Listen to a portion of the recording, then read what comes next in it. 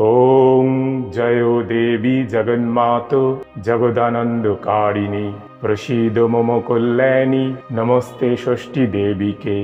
জয় মা ষষ্ঠী। নমস্কার বন্ধুরা, আজ আমরা শুনব দুর্গা ষষ্ঠী ব্রত কথা। এই ষষ্ঠী আশ্বিন মাসের শুক্লা ষষ্ঠী অর্থাৎ দুর্গাপূজার ষষ্ঠীতে করতে হয়।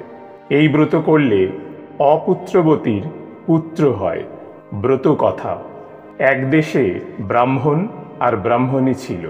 সংসারে 2 ছেলে 3 মেয়ে। মেয়েদের সব বিয়ে হয়ে গেছে। বড় ছেলের বিয়ে হয়ে গেছে, ছোট ছেলের হয়নি। ষষ্ঠীর আগের দিন ব্রাহ্মণ ছেলেদের, মেয়েদের আর বউকে ডেকে জিজ্ঞেস করলে, তোমাদের কার কি কাপড় জামা চাই? সকলে যে যার রঙের কাপড় জামা বললে। বড় বউ কিছু বলে না, ঘাড় হেঁট করে দাঁড়িয়ে থাকে।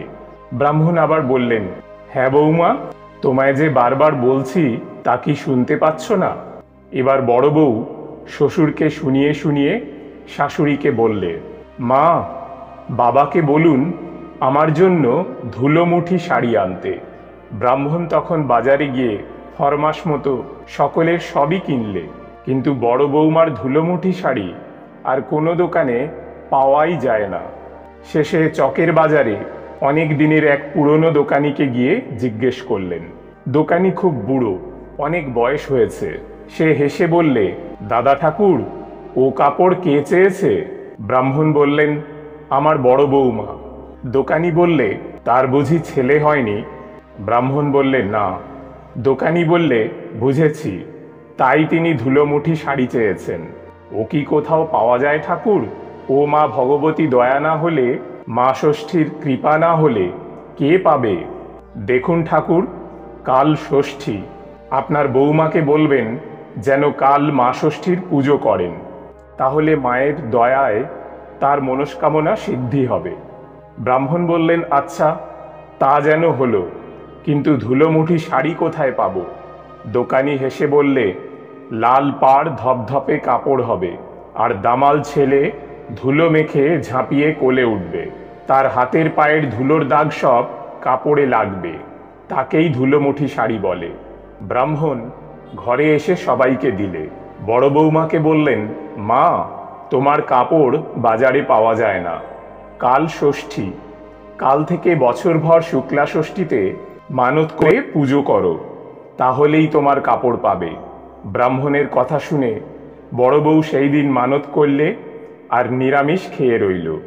ব্রতের দিন ঘটা করে শুদ্ধাচারে পূজা করলে, ভক্তিভাবে প্রণাম করলে আর ধুলোমুঠি শাড়ি চাইলে। দেখতে দেখতে বড় বউ গর্ভবতী হলো। বাড়ির সবার আনন্দ আর ধরে না। 5 মাসে পঞ্চামৃত, 7 মাসে ভাজা আর 9 মাসে পাকা স্বাদ দিলে।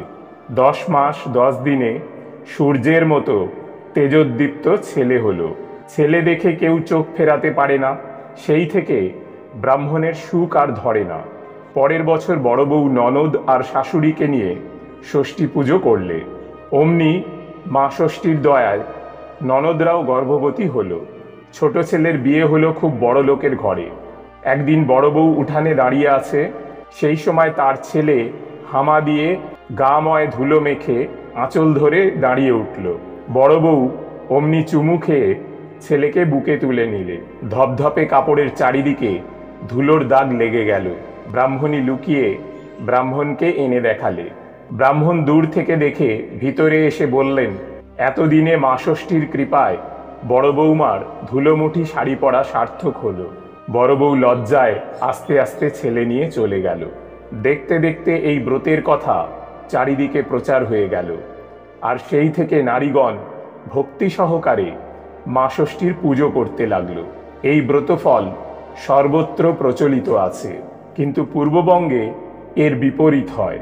তারা বলেন, কৈলাসে ষষ্ঠীর দিন মা দুর্গার ধুলোমুঠি শাড়ি পরতে স্বাদ হয়। সেই কথা তিনি মহাদেবকে বলেন।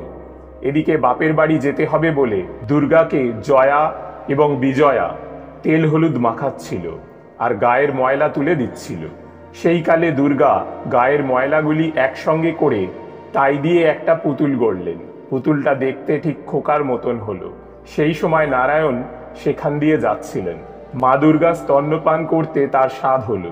তিনি সেই পুতুলের ভিতর গিয়ে আবির্ভূত হলেন এবং মা মা করে কেঁদে উঠলেন। অমনি মা দুর্গা তাড়াতাড়ি কোলে টেনে নিয়ে স্তন্যপান করতে দিলেন। মহাদেব এই আশ্চর্য ব্যাপার দেখে তখনই স্বর্গ, মর্ত্য এবং পাতালে খবর দিলেন। খবর পেয়ে সকলে এসে ছেলে দেখে অনেক অনেক যৌতুক দিয়ে আশীর্বাদ করলেন। দেবতাদের মধ্যে শনি ঠাকুরও এসেছিলেন। তিনি ভাবলেন, আমি ওর মামা হই, যদি ভাগ্নের মুখ না দেখি তাহলে কেউ কিছু মনে করতে পারে। এই ভেবে যেমনি চোখের ঠুলি খুললেন, অমনি ছেলের মুন্ডু গেল উড়ে। রক্তে দুর্গার দেহ ভেসে গেল। দুর্গা কেঁদে উঠে যেমন শনিকে কাটতে যাবেন, অমনি দেবতারা সব বলে উঠলেন, কি করেন মা? আপনিই তো শনিকে ওই রকম বর দিয়েছেন, ওর দোষ কি? তখন দুর্গা রাগ সামলে মহাদেবকে বললেন, আমার ছেলেকে বাঁচিয়ে দাও। মহাদেব তখনই নন্দীকে বললেন, যে উত্তর দিকে মাথা করে শুয়ে আছে তার মাথা কেটে নিয়ে এসো।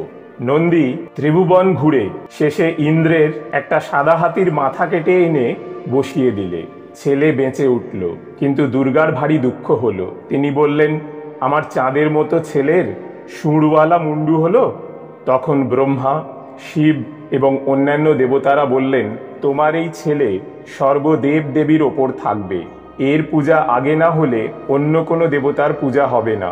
তারপর মা দুর্গা নিয়ে ধুয়ে কার্তিক আর গণেশকে নিয়ে বাড়ি গেলেন। গিয়ে মাকে সব কথা বললেন। অথ দুর্গা ষষ্ঠী ব্রত সমাপ্ত। জয় মা দুর্গা, জয় মা ষষ্ঠী।